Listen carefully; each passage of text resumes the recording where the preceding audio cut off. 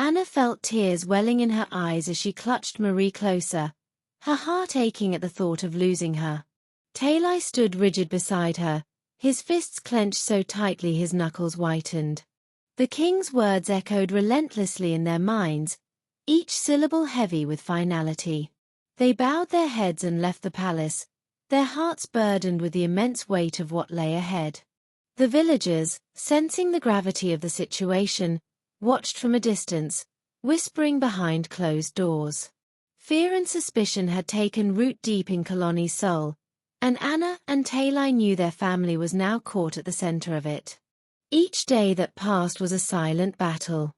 Anna's belly remained full, her body still cradling the unborn twin, while Marie continued to grow, a serene, watchful child whose presence unsettled even the most hardened villagers.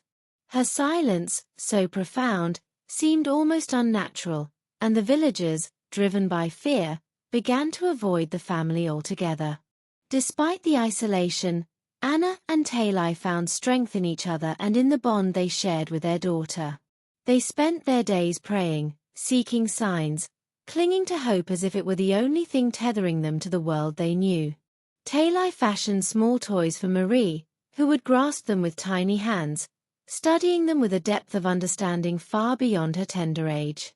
As the 40th day approached, the tension in Kalani reached a boiling point. Elders met in secret, debating their options, while anxious villagers called for swift action. Anna felt the pressure mounting like a storm on the horizon, knowing that time was slipping away faster than they could grasp it. On the eve of the 50th day, a strange hush fell over the village. Clouds gathered, casting a heavy gloom over the fields and hills. Anna, unable to sleep, lay awake beside Marie, her mind racing. Tali kept a vigilant watch by the door, sensing the unrest brewing beyond their home. Then, in the middle of the night, Anna was seized by a pain so intense that it tore a cry from her throat. Tali rushed to her side, fear and hope warring on his face. He lifted Anna into his arms and hurried through the deserted streets toward Ilara's home, his footsteps pounding against the cold ground. Ilara, already awake and waiting as if guided by some unseen hand, ushered them inside without a word. The air inside was thick with anticipation. The midwife moved quickly, gathering herbs, water, and cloths as Anna struggled against the waves of pain. Tali held her hand tightly, murmuring words of encouragement as the minutes stretched into hours. Outside, the villagers gathered, drawn by the knowledge that something was happening. Torches flickered in the darkness, casting long shadows as murmured prayers filled the cool night air. All of Kalani seemed to hold its breath. Anna's cries grew louder, raw with desperation and determination. Ilara worked with a fierce, steady calm, guiding Anna through each agonizing contraction. Finally, after what seemed like an eternity, Anna gave a final, wrenching scream, and the second twin entered the world. Ilara caught the newborn with trembling hands, lifting the tiny, slippery form into the light. Unlike Marie, this child let out a piercing, vibrant cry, a sound so powerful it seemed to shake the very earth beneath them. Tears streamed down Anna's face as she reached for her second child, her body trembling with exhaustion and relief. Tali wept openly, his heart overwhelmed by the sheer miracle of it all.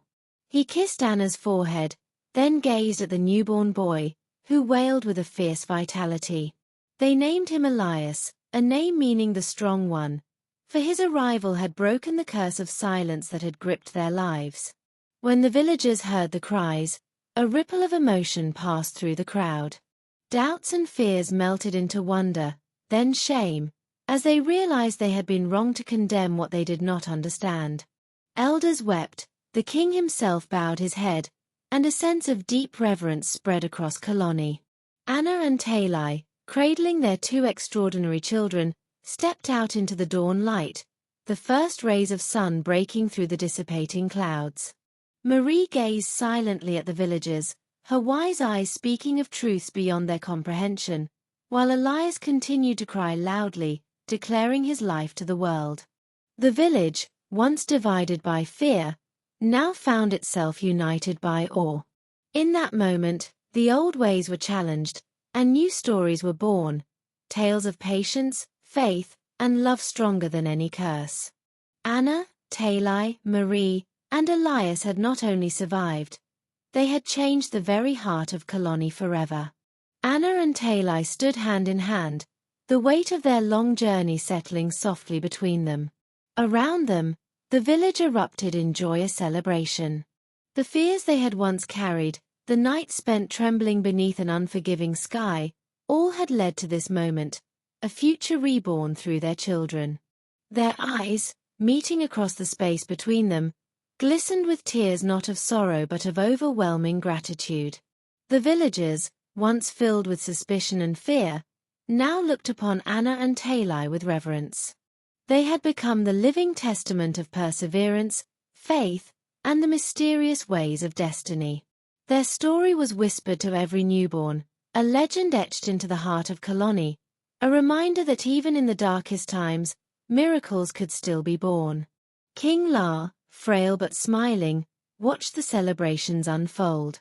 Though the twilight of his life had come, there was peace in his heart. His final act had not been one of pride, but of wisdom, passing the crown to a boy born of extraordinary promise. As he closed his eyes for the last time, the sound of laughter and music filled the air, a melody of hope he carried with him into the embrace of the ancestors. Under Java's rule, Kalani flourished. Seasons of abundance returned, the rivers ran clear and strong, and laughter once again echoed through the hills. It was said that whenever Marie laughed, the sun shone a little brighter, and when Java spoke, the earth itself seemed to listen. Together, they led with compassion and a wisdom far beyond their years. Anna and Tali, now elders themselves, sat quietly on the edges of the gatherings, content to watch the future they had fought so hard for unfold before them. Their hearts were full, their souls at peace, their family complete. They needed no grand titles, no monuments, for their legacy lived on in every field harvested, every river flowing, and every child who dreamed beyond the village boundaries. As twilight fell over Kalani and the stars emerged one by one, Anna leaned her head against Tali's shoulder. In the soft hush of evening, no words were needed between them. They had found their way through despair, through exile, through unbearable loss, and had come out the other side not broken, but whole. If happiness alone could lift a people from suffering, if hope could indeed reshape destiny, then Anna and Tali had proven it possible. They had lived it.